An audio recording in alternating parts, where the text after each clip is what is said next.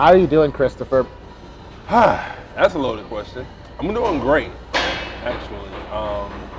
Things have been going along. It's been a roller coaster for the last few months, but right now things are really going good, moving in the direction that I want them to. So, Okay, well, let's start with the low, and then we'll go from the up and for the rest of the conversation. So, what was the lowest place in the last couple months you've been?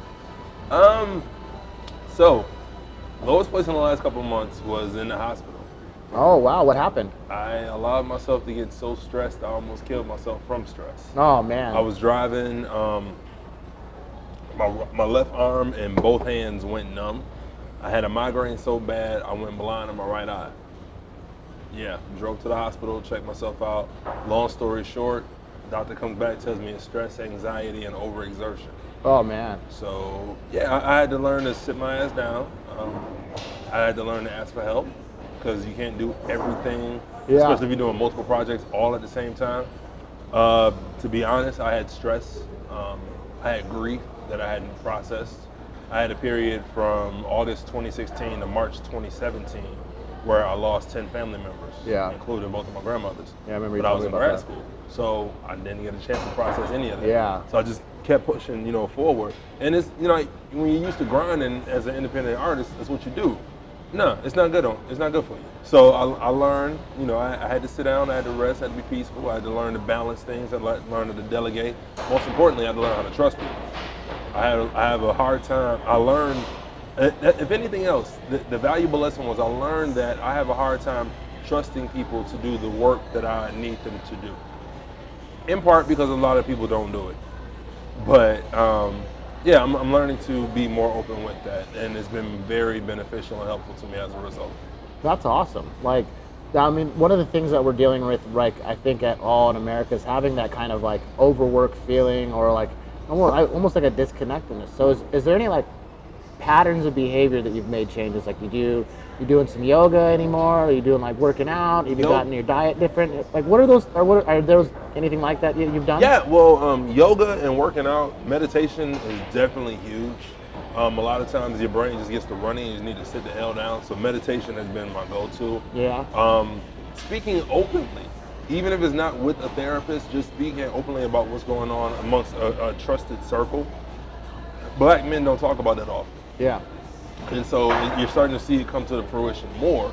But that's been a huge saving grace, is having people that I trust, not just to take whatever you're saying and throw it back at you, but to actually, give you input. Hey, I heard you going through this. Try this or try that. It's really been helpful, just doing that, talking, writing out, planning your week. It's like, bro, I done gone back to like elementary school. You lay out your clothes for the next day, all that, like just planning properly, like utilizing your time, treating your time more with more value than you do with money. Yeah. Because it is more valuable. You just forget that. I think that's a very important lesson, and one of the lessons in that also people forget is to have fun and enjoy themselves. So what are some of the ups that you've been through recently? Bro, so getting ready to launch my company, Culture PHX, in the spring. Originally I was going to do it, in the fall. Originally I was going to do it in the spring, but life. I was blessed. I was blessed with a downtown workspace. Okay. They have a project called Startups on Central. So now I'm working out of there, so I get to be downtown, make a little bit more connections. I get getting a team in place, getting ready to do the launch Labor Day weekend with more to come in October. I'll leave it at that for now. But yeah, like things have been going well. School is almost in the rearview mirror, almost. But just finding that peace, man. Being happy. You don't have to do everything instantaneously, and being able to just trust and call folks. So the project with that, getting out back on the road traveling. I got a show in Vegas in July. I'm excited about. Oh, what's that show about? What's the name of it? Well, it's just an open mic, and I'm just featuring at the event. I'm gonna be totally honest, I forgot the name of the event. Yeah. But it's my first feature in over 2 months, and that's the longest drought I've had in my career. Oh, man. But I had to take care of myself. Yes. See, that's the most important part. Why don't you point up to your upper left a little quick so because I have a little space where you can point a link. Yep. If you follow that link, you guys can find the open mic. Make sure y'all go there so you can get the link. Make sure. It's important. You need that. So your first performance in 2 months, what else is going on? Like what's anything local here in Arizona anybody can catch? One mic stand. I'm working on I'm in negotiations right now to get a new place. I have a couple projects that I'm working on now that school is done. A couple artistic type vibes that I'm bringing. But more importantly, the open mic, I've had a lot of people asking about it. I don't want to speak on venues as of yet. Yeah, just stay live, stay in contact. But yeah, stay tuned. Truthbetold.net for information. Awesome. So the last time we talked and sat down, you were writing a book. Yes. So I want to hear the development of this. You know what I mean? It was a pretty good story, and then we had a little conversation before this about it. Yeah. So is that something that you would like to talk about on camera? Because yeah. Not a problem. Yeah, I'm actually probably have like another week and a half of editing to do. But I'm working on a novel. It's a legal thriller entitled Neutral Ground. Basically, just a brief synopsis. The protagonist, Thomas Grant, gets a call in the middle of the night from his friend who was shot and killed, undercover officer in self-defense. Officer's white, his friend is black. So it turns into this whole Black Lives Matter versus Blue Lives Matter thing. And this is in November. This is in like Trump's America 2017 in New Orleans while they're having the Confederate statues removed. So it's a lot to say that there's a lot of racial tension is an understatement.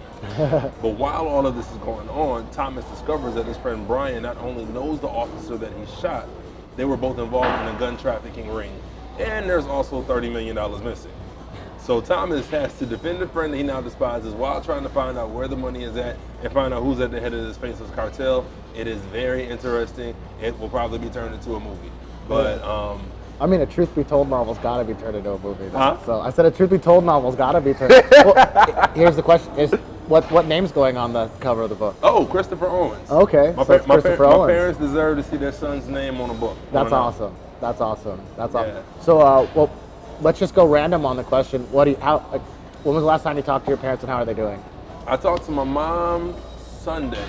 I talked to my father on Father's Day, and it was crazy because we had the monsoon out here. And I moved out here so I don't have an allergy issue because the humidity is always low. It's been so long, I damn near forgot I had allergies. And it wasn't until I called my father on Father's Day, he's like, well, if it rained, you know, your allergies might be an issue. So here it is on Father's Day. I'm calling trying to help him out, and he's still giving me gifts. That's awesome. Yeah. Is there any of that wisdom in the novel? See how I worked that back into the book? What was the question? I said, is there any of that wisdom from your parents in the novel, or that from your dad? You know what? There is, but it comes through different characters. Yeah. Like Thomas's relationship with his parents, he speaks of them, but you don't really hear too much of them, so that there's that distance. Plus, his parents are retired, so they travel often. But for the main part, you know, you'll see he has a mentor that he's had since since college when he was at Southern University. He has his guy at the barbershop. He actually has one of his mentees that works for him that he learns from. So, yeah, my parents' knowledge is all throughout there, and I'm grateful for both of them. That's awesome. And now, where are you in the novel? Where am I? Yeah. I'm everywhere. You're everywhere? I'm Thomas. I'm Thomas's wife. I'm the mentor, Donovan. I'm everywhere. I'm even, there's a character by the name of Comire who's a favorite of mine. I'm even in Comire. That's the type of answer I want to hear from an artist that make me want to read their books, because like that's what I want to see. I want to see you on the paper. Oh yeah, Same with my poetry, man. That's why I felt like, you know, it's like fell in love with you, man. You're fucking awesome when it comes down to that. Like, you're a true talent and you have a voice, and so it's like, let's work together, man. Let's get these voices. I mean, you're like one of the dopest minds that I know. Not even people, dopest people, of course, but one of the dopest minds I've met. And like, I'm not just saying this because you have a camera on me. I'm honored to know you, bro. Like, really, seriously. Continue doing what you're doing. I appreciate that, man. We need you out here. I just want to work as hard as I can, and in that, you know, it's working with people like yourself who have laid down things like one mic stand and your new thing, Culture Phoenix. So what's the driving philosophy behind that? Like, lay that out for a little bit for the people. Like, why are you motivated like you are to do the very things you're doing? It's necessary. I've had a cult throughout my entire life. I've had the culture push me forward. I've had support from people. I've had mentors, and I've seen the impact that the arts have on people, particularly with working with youth. And the thing, when I moved here, what brought me to Phoenix was the culture. When I came 5 years, it'll be 5 years in July. When I came, the love that I received and the art scene that I saw here, I wanted to just contribute to that and build. I've never had a city where I felt like I had an artistic home like I have here. And there's no disrespect to Louisville, Kentucky, where I moved from, because that's where I got my career started. And I just want to say I would not be who I am were it not for Louisville. I'm forever indebted. However, out here, there's just something that just speaks to my soul. Maybe because Phoenix is a little less racist than Kentucky. I'll just go with that. But yeah, I mean, it's a lot of dope people out here. You have a lot of transplants, a lot of different thinkers, and it was just one of those places that's bubbling up. And like right now, we're on the precipice of an artistic renaissance out here. And you have so many people that move here, particularly people of color, who say that there's no culture and there's nothing going on, which is a goddamn lie. Most of y'all bastards don't want to drive more than 10 minutes away from your home to do shit. That's why you can't find nothing, because your asses ain't looking. So I've created Culture PHX as a result to help people out. It's not only is it a way to access what's going on throughout the community and a way to fund what's going on, because you have to have money, and part of our purpose is we have merchandise, but 40% of our profits goes to those events, because you have to have money to keep those running. I know this, having ran events. Yeah. But it's also a challenge and a dare to anyone who calls themselves part of the artistic community here. We have a lot of people that's here just to make a name for themselves who ain't even a part of the culture. We got people who call themselves poets who ain't poets, but trying to push poetry. You have people in the arts that are doing the same thing with visual artists. We ain't got time for that. So if you're about Phoenix, you'll be behind this. If not, you just here for yourself. And that's fine. Just be honest with what you're doing. But what we're doing is we're trying to help out. We're trying to get the word out with other things that are going on. We're trying to benefit this community, because we all came, regardless of where you're from, we all came here for a reason. So we need to put into it. We need to support each other. It's a lot of, there are, from an artistic scene, this is one of the dopest I've seen in the nation. People just don't realize it because everyone's struggling. And it's just like, it's similar to like coming from a poor community and you get one person that gets a little bit of money. If you do like Juvenile says and you start acting like a nigga that ain't never had shit, you're gonna keep trying to hoard everything to yourself because you're unaware that there's more to come out. There's no need to keep a piece of the pie from you if you learn the recipe. We're trying to give the community a recipe so we can help everyone out. That's the entire purpose. It's not about my name, which is why it's Culture PHX and not Truth Be Told PHX. No, that's really important. Part of some of the stuff that we've talked about, is exactly how to like make society better. And so providing opportunities for others to like perform the arts and even providing like a philosophy for them to perform it from, is one of the most important things, which is why I think that you're an important person, like flat out on earth itself. Like there's a problem with the United States. Absolutely. And in that, we have to sit down and have conversations, and it seems to be the best place to have conversations are at the places where the artists are trying to drive people to. Absolutely. If we actually do get them to come, and then we're good enough as artists. So what do you think artists need to focus on? Like where is the Truth Be Told and Christopher Owens advice to artists, right? Mm-hmm. Say you're a young kid and you see what's going on, right? Mm-hmm. What do you think you could, like what do they need to know so they can avoid what kind of we agree on? Like how do they integrate into society the right way so they could be an artist for change versus an artist for themselves? Well, you have to be a steward for the people. You cannot be doing this for yourself. You have to know what it is that's going on. You have to be unafraid when you're speaking about what it is that you're doing.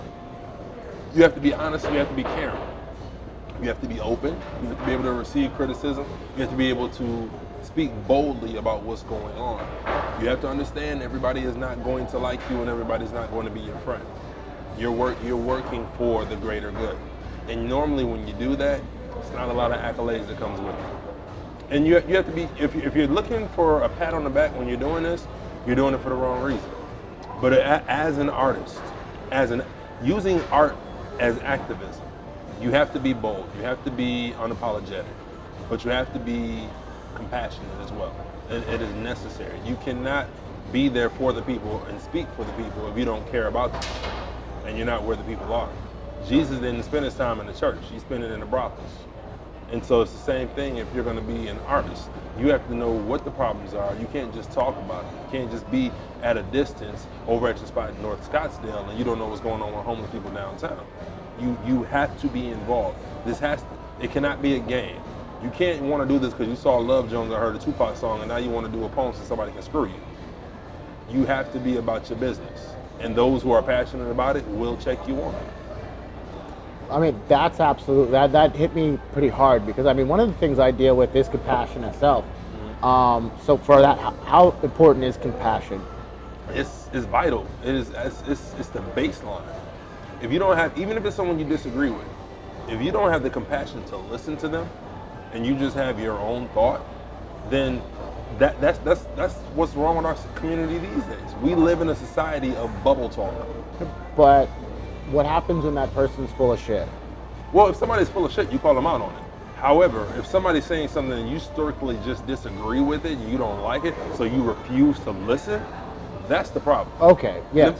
And if somebody's full of shit, if you're compassionate enough and you're intelligent enough, you will be able to convince them that they're full of shit. You are essentially society's mirror, and that is your responsibility to show people what they don't want to see.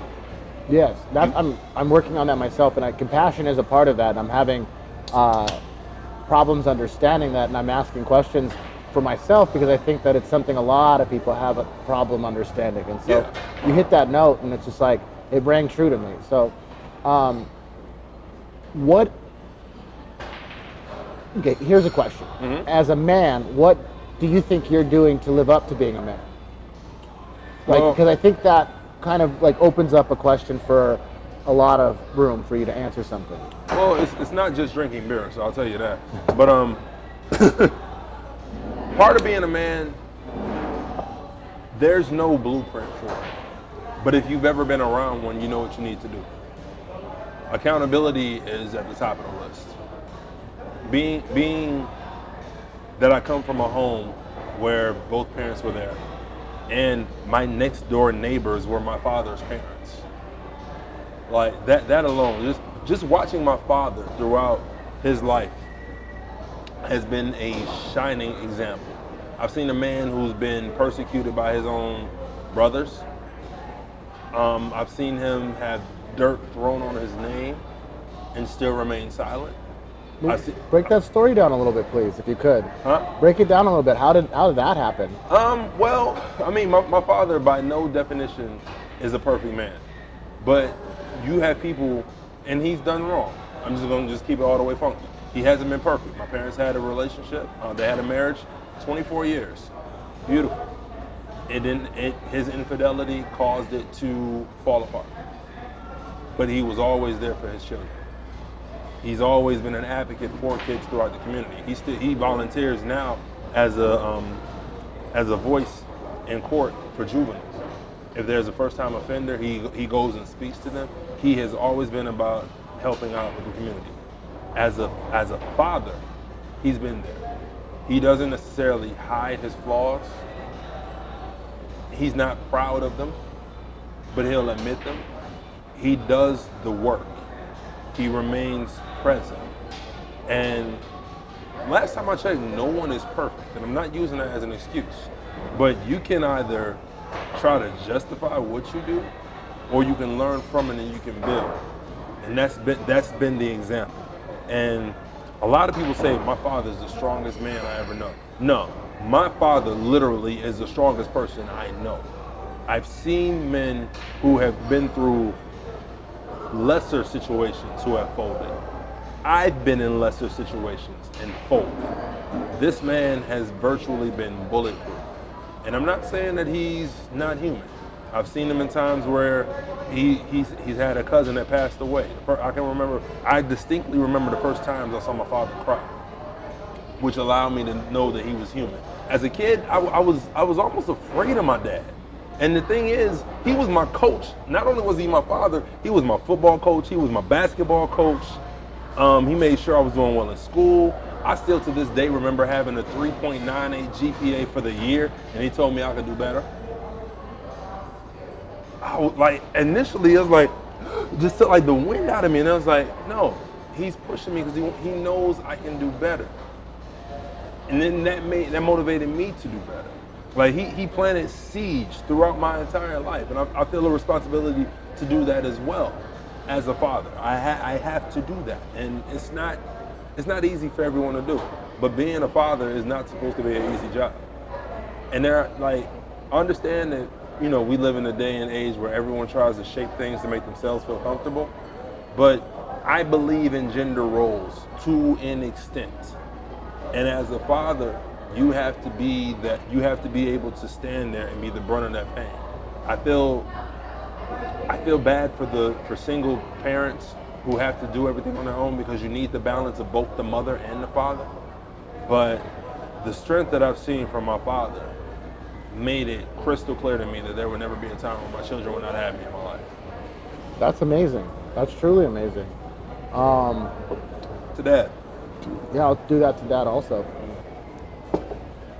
And so now here's the question. Mom. Love her. She is my heart. She was the first person when I mentioned on 4/20/2010. She was the first person I called and said, I think I'm gonna do spoken word full time. She was like, go for it. Most parents want you to get a good job, go to school, you know, collect up debt, and then get a job to pay all that debt off and get a home and all these things.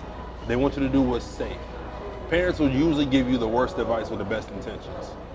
My mom has always shown me that she's believed in me. Yeah, same with my mom. Like, we get into trouble because she doesn't know what believing in me means. Mm-hmm. And that, I think, and like, I've tried to apologize to her several times, but it's just like, you know. So yeah. Do you have that same kind of problem? It's like there's a little bit of headbutt? Man, like, no, like, my mom, she wants the best. Like, moms, as most women do, women, don't be mad at me for saying this, because I know the shit is true. She can be overbearing, but in a loving way. I haven't had that as much. Like, I've learned about my mother as much as my mother has learned about me. To the point where, like, my mom is like, well, if I don't hear from my son, I know no news is good news. And so just, like, she's truly been incredible. And we talk about strength. What she's gone through is the same thing, having to deal with my father. Yeah. And then, like, and then being out on her own, finding her own thing. My dad was the only man she ever knew or dated or anything along that line, and until they divorced. And then she had to go from being in a situation where you're taken care of to boom, on the ground, nothing. What are you gonna do? How are you gonna build that? And she built herself up, as black women do, because they were mates.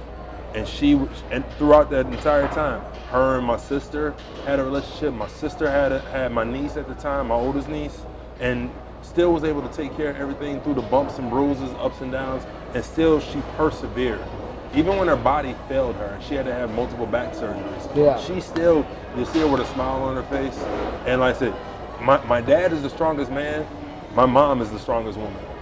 Yeah, your parents remind me of my parents. The way you describe them, at least. That, I mean, because like, you're not going to be a special person unless you came from special foundations. Indeed. So I am nothing without my parents. Yeah. And my grandparents. My grandparents, both. Actually, I'm blessed to say I have 3 grandfathers and 2 grandmothers. But my father's parents, who grew up next door, were my co-parents. Throughout summers, I would spend time with my mom's parents. But my dad's parents, especially my dad's father, having them there, just that influence, that insulation with the community, man. Like, I feel, seeing what they did, and I understand we're in different times now, but seeing what they did, I feel a responsibility to carry on that legacy, and I'm proud to be a part of that, you know? And that, it seems like that's like the foundations for Culture Phoenix, and just like almost, you know, yourself, right? Absolutely. You're trying to provide back what you've been given because you realize like how special it is, right? Mm-hmm. And there are tons of people. Mrs. Mary Curry, who was my youth advisor in Saginaw, Michigan. Teachers, Mr. Mata in Spanish class. Coach T, Marshall Thomas. My brothers that I grew up with, I don't have any biological brothers, but they're my brothers, and that's the end of the story. Blood of the water is thicker, or blood of the covenant is thicker than the water of the womb. Absolutely. Our blood oaths are absolutely more important than even our mother giving birth to us. That's what that quote means. Yeah, I received that. But yes, I've been blessed, no matter where I went. And little things like this is where I believe, whether you call it God or whatever deity or the universe, they exist. Because every city that I've been in, I've had someone who was able to feed into me. Or maybe I was just receptive enough to see it. And again, it goes back to mom and dad putting me in a position to recognize it. I mean, I think we're here because of that. Yeah, I mean, well, literally. Yeah. But I mean, like the lessons more so that they taught. Yeah. And the ability to see things, like see who has a good intention from you. That, and just coming from a hood ass city like Saginaw, Michigan, you have to be able to take care of yourself. Right. So, but yeah, man, like I'm truly grateful. I really am, for everybody, everything. Okay. So Saginaw, Michigan. Mm-hmm. We've been talking about your family. Now let's talk about you a little bit. Teenage Christopher. How? Teenage Christopher actually wasn't bad. Yeah. College Christopher was a bastard, but teenage Christopher.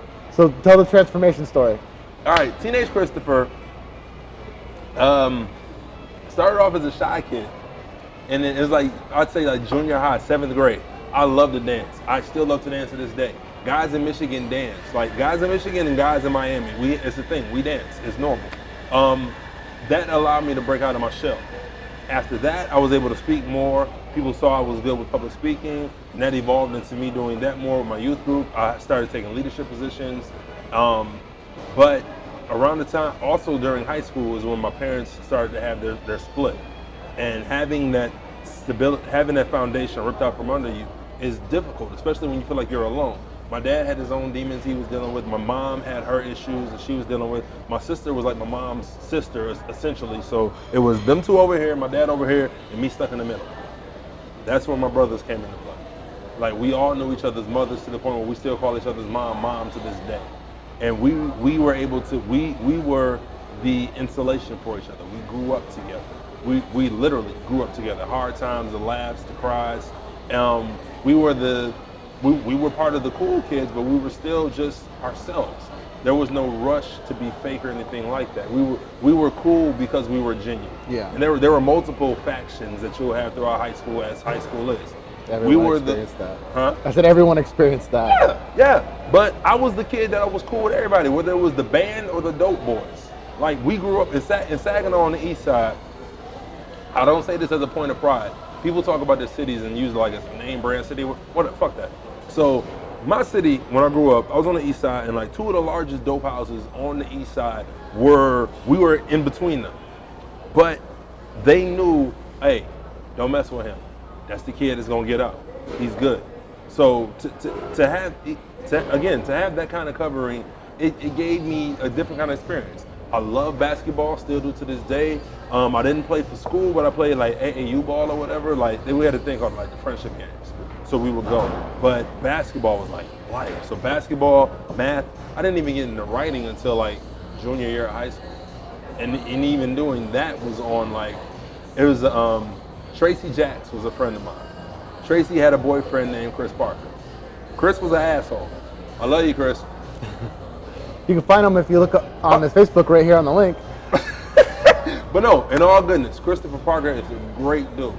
In high school, we ain't necessarily like each other a whole lot, but to see the man that he's evolved into, I have nothing but pride for him. That's awesome. At the time, though, he was an asshole. So Chris and Tracy were together. Tracy was crying one day in class. I was like, damn, what's going on? What's wrong? And I just saw her sad, and I was like, I'm gonna write a poem. So I wrote her a poem, gave it to her. I hope you enjoy it. No ulterior motives, because as we know, most poets nowadays, when they write shit, they're trying to do something else. Y'all know who I'm talking about. Yeah, I see you. And I wrote the poem. She enjoyed it so much that I got a call from Chris that afternoon. Chris didn't have my number. So that was my first lesson in how words could shape emotions. Not only hers, but his as well. And from there, it evolved. I saw it, like, this is around the time like Def Poetry Jam was really starting to take off when I was in college. And it was just one of the things I was drawn to. I found my avenue to express myself. And the more I was able to do it, and the more I had people telling me, hey, you're pretty good at this, the more confidence that came. So the more that I worked on it. And it evolved from there. And then senior year was when the divorce happened. So I was really on my own. I was supposed to I had a full ride to Michigan Tech, full ride to University of Michigan, was accepted to Princeton University, and I decided to go to Southern University in Baton Rouge, Louisiana, because it was as far away from my family as I could get. I didn't want to be by anybody, and I had already felt like I was alone. 10 days after I graduated, gone. Nothing to even think about. But everything happens for a reason. To bring things full circle, me attending Southern University is why the book is based in New Orleans. I fell in love with New Orleans when I moved down there. I always loved HBCUs because of my parents taking me to things such as the Circle City Classic in Indianapolis, and just experiencing black culture through, the HBCU culture through Cosby Show, A Different World, Fresh Prince, things like that. Martin, seeing all the time they were in like the black colleges. And that was what I refer to as like my lost period, where there was a lot of anger that I didn't know how to process. So it was a lot of drinking, it was a lot of smoking, a little bit of fighting, getting shot at a few times. It was, but still feeling numb to everything. Yeah. It's interesting that like that transitionary age violence in young men, and especially like pushing against our consciousnesses with substances. And so could you dive into that a little bit so people kind of like see your thoughts on it, and so they can kind of relate back to themselves? I mean, it was easy. My first drink of alcohol came when I was a toddler. I accidentally took a shot of corn whiskey. My mom tells a story. It was a shot that was on the table. I was old enough to walk, but barely. Sorry. No, you swallowed spit wrong. Hey, right. Shit happens. And we're cutting back into the conversation. And when I came to the table, like the shot glass is there, so I just grabbed it, and she said I looked at it and took it and immediately passed out. That obviously wasn't the start of my issues. And not to blame. I don't want to blame my parents for what I did, but if something's accessible, you find a way to access it. I knew where the alcohol was, and I spent a lot of time alone. So it was more so a curiosity at first, and then it reached the point where if I had a bad day, I would take a shot. When I got to school, it's to the point where, hell, we passed the statute of limitations. I was around.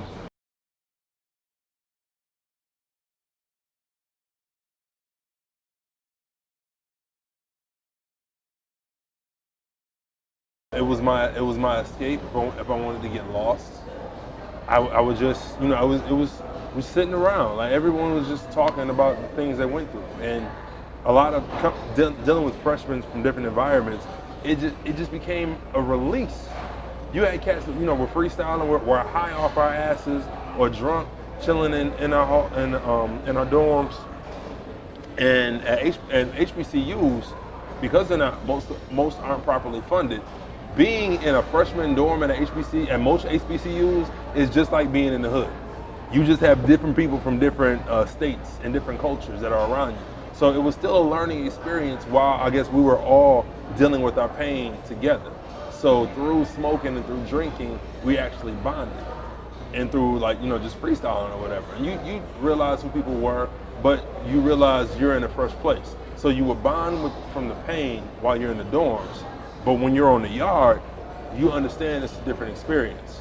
You see things you're not used to seeing, like green grass and not being shot at often, and books in classes, and a pride in who you are. And you didn't have that as often, especially if you went to a PWI. To be able to go around and everywhere you see yourself. And I'm from the South, and I'm very educated.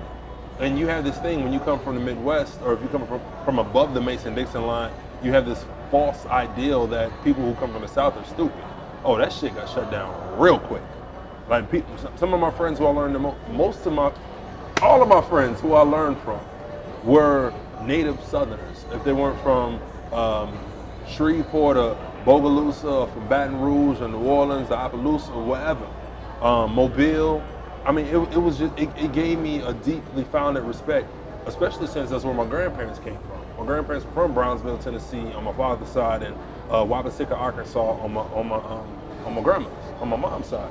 Like those same those same poor country folk you find yourself laughing at as a kid, you learn that you're from there, and then you see how intelligent they are. It's like, it was one of those things, it humbles you and it corrects you.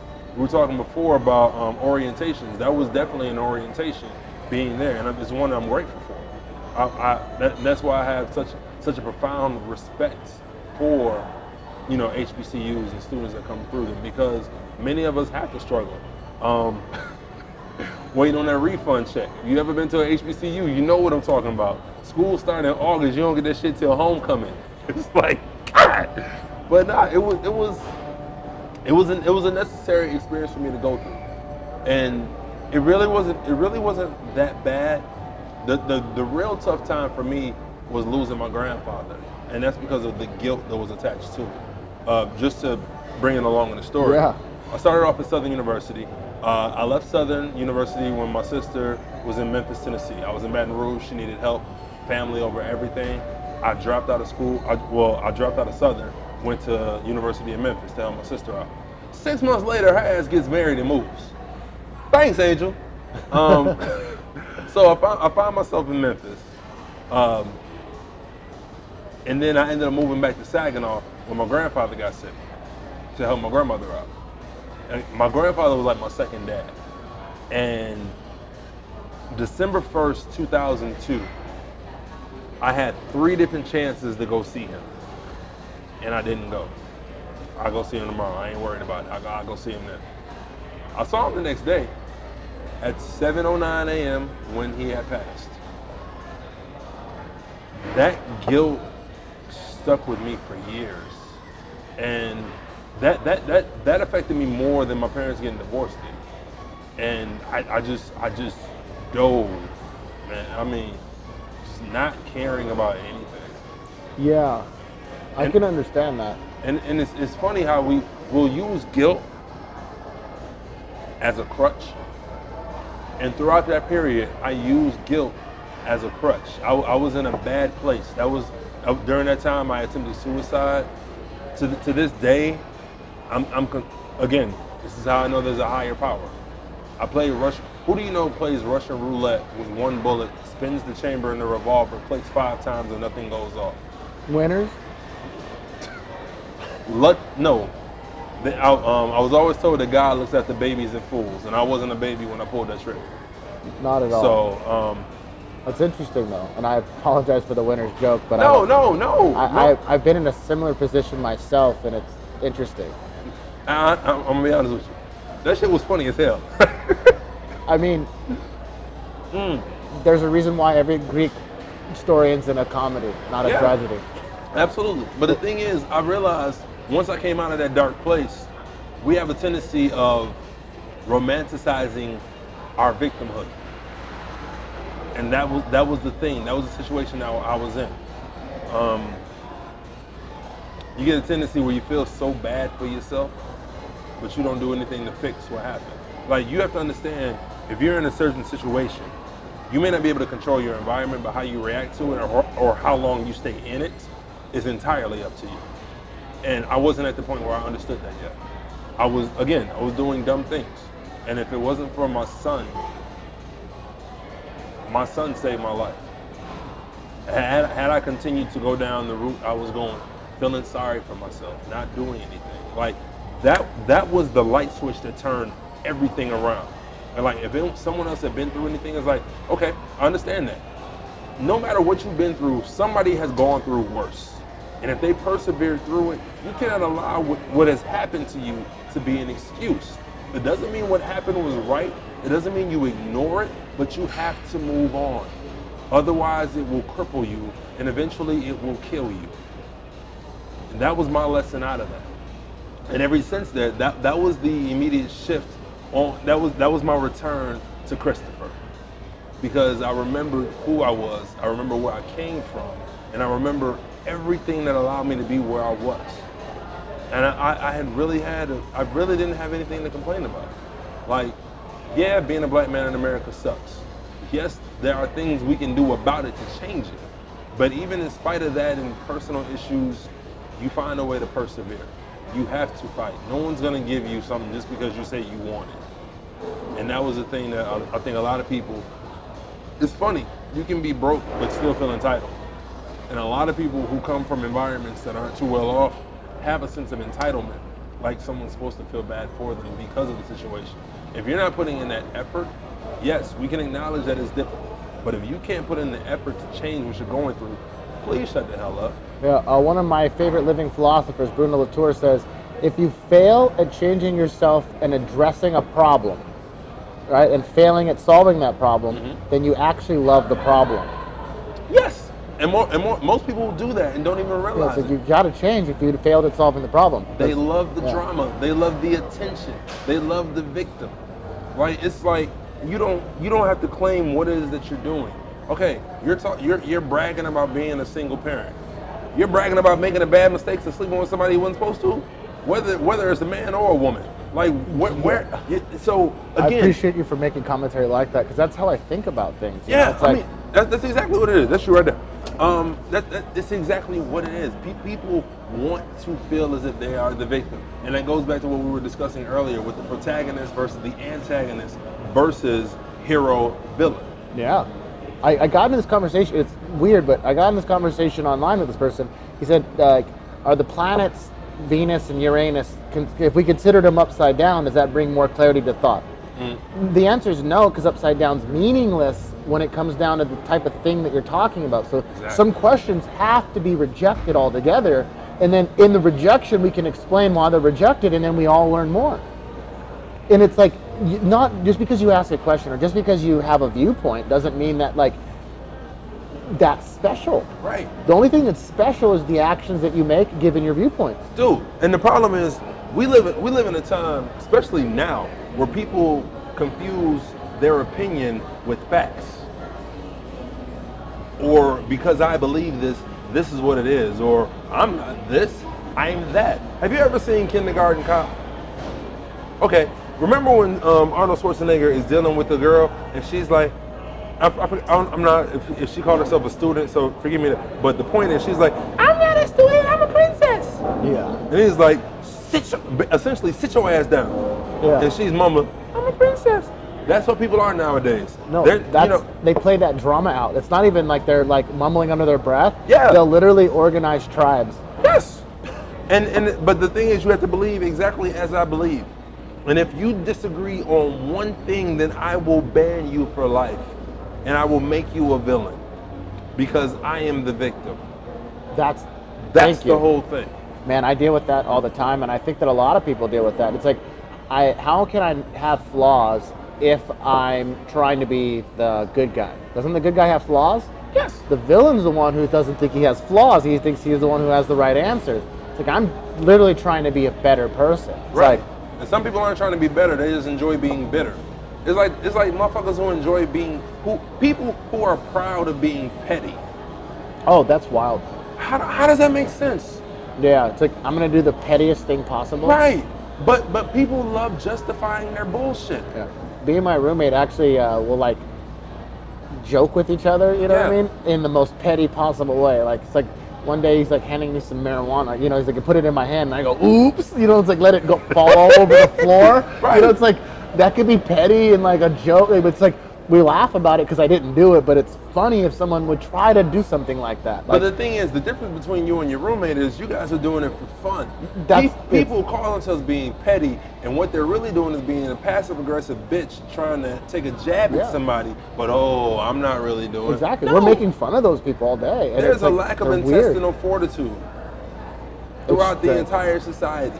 Yeah, America, like, the problem, I think, and I want to just say this for a second and have you go off of it. Mm-hmm. It's a reduction down to averages versus taking the best special case as the example, right? Mm-hmm. So we keep going, well, the pile of rocks is 145 kilograms, right? Mm-hmm. But it's a 900-pound rock with a whole bunch of 1-ounce rocks that weighs out to the average of 145 kilograms.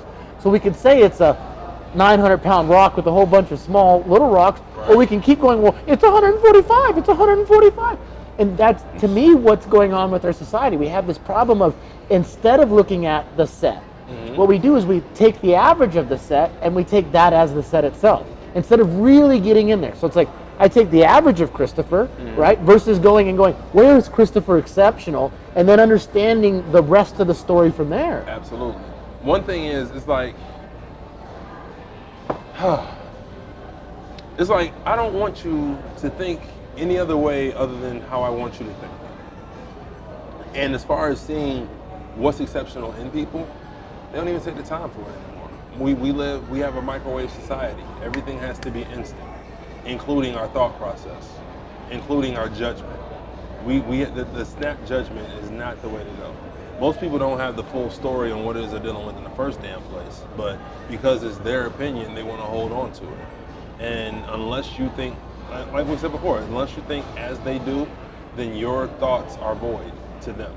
Yeah, that's history. That's like a lesson for history. Like I was going over this with somebody. If you think back thousands of years ago, how you think now, you're doing it wrong. They didn't, like their sentences didn't have American English grammatic structures to it. So when they go woman nature, right, that means something. And it doesn't mean they're stupid as fuck because we're modern American people speaking English and these are our rules. No, you have to understand what they were pointing to with their words as they were pointing to it, not as you think words should be used. You know what I mean? So it's Absolutely. like, yeah, so it's really interesting. So you're a words person, and I've been told that. Right? Yeah, and we're at what, 45 minutes on this interview. Oh, wow. Yeah. Damn, really? Yes, absolutely. So what we should do here is kind of wrap it up a little bit. Okay. Right? Call this part one. Cool. You know? Yes. It's just a little bit of an open conversation, just trying to get some information about you out, get myself some practice for interviews. Cool. So right now, wrap up your thought process for the people.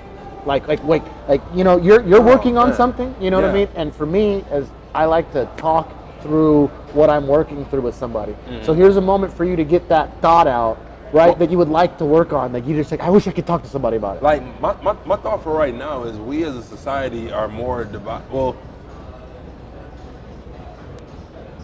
as a society, more people are seeing how society really is for people of color. You have what I refer to as a white awakening going on. Mayor Mitch Landrieu out of New Orleans wrote a book recently about his memoir about his experience about taking the statues for the Confederate statues outside of New Orleans. Now, this is the man who was the attorney governor of New Orleans. His father was the mayor of New Orleans. I'm sorry, of Louisiana. He was the attorney governor of Louisiana. His father was the mayor. He was the mayor. He's essentially had a half century in a liberal family who's fighting the good fight. And he didn't understand how racism existed until last year, when nobody would remove the statues, and the one owner that said he would had his car firebombed. We are in a place now where society is showing itself to those who thought they understood it. So to the people, I say, continue to speak truth to power. Continue to speak truth to power. Continue to have uncomfortable conversations. Stop treating society like a goddamn football team. I'm talking to you 53%ers. That's white women, in case y'all missing it. And anybody who's a Republican. Stop acting like a goddamn team where everything that happens for your team is right. Stop playing zero-sum games if you're smart. The thing is, we all have flaws. But if we can't have a conversation and at least on an elementary, fundamental level call truth, we're doomed. Yeah. I mean, I think this might piss off the 53%ers, but Bill Clinton was right when he says life isn't a zero-sum game. Like, we can't play I don't give a ourselves. shit who would piss off. I'm pissed off at them. We have to work together. Well, the thing is, there are people in our society who feel as if the white race is the dominant race and is the only race that should exist in America. They are fading out. They are afraid. Yeah, multiculturalism is winning. And a beast is its most violent before it dies, which is why Donald Trump is the perfect president for right now. He's society's mirror to show them what they didn't believe. But for those who believe in love, those who actually believe in listening, those who believe that they're not perfect and that you don't have to be perfect in order to be listened to. Whether you are gay, straight, trans, black, white, Asian, whatever you may be, if you are here, you have a purpose. And your purpose is not greater than anyone else's, but it is absolutely necessary. And if we can get to the point where we get back to listening to each other instead of waiting for our turn to speak, we might have a chance. Man, that's the answer. There it is. So where can people find you? You can check me out at Truth, the letter B, not B-E, truthbetold.net. Point form. That's the website. Go there. Everything is included on there. Also, check out Culture PHX, any social media. So those spots, make sure you get both of those. So you gotta get the Instagram as well as the Facebook page. I appreciate you. I love you in case nobody else has told you that today, and I genuinely mean it. Hit me up. All right, we did that. 50 minutes.